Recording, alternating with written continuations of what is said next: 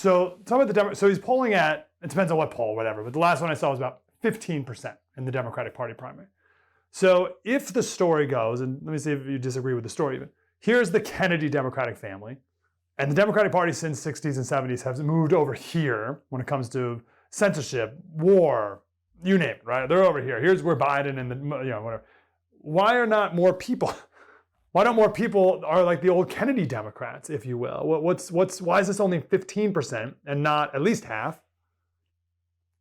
Well, you've got an incumbent president that he's running against, just like his father did, challenging the party faithful. Actually, the most recent polls, and these just came out. There was a Zogby poll that showed that in both New Hampshire and South Carolina, where he's been campaigning, his numbers are way up. I mean, I think it's 24% now in South Carolina and 31% in New Hampshire. So, I mean, it's not all the way yet to being able to win those primaries, but it means he's reaching a lot of people.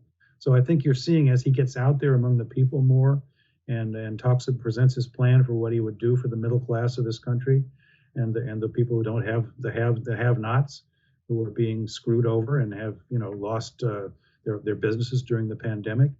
And he's out there telling with very concrete platforms about what he's going to try to do. And I think it's starting to make a mark. We'll see what happens. It's still 6 months away. If you had to pick one word to describe RFK Jr., which would you pick? Courage, guts, moral courage. I think that's what his father thought was the most important attribute that a human could have. And he's somebody who I think has been, as I say, been through an awful lot in his life and come out the other side and, really gives a damn about people and not just Democrats. He's willing to cross party lines.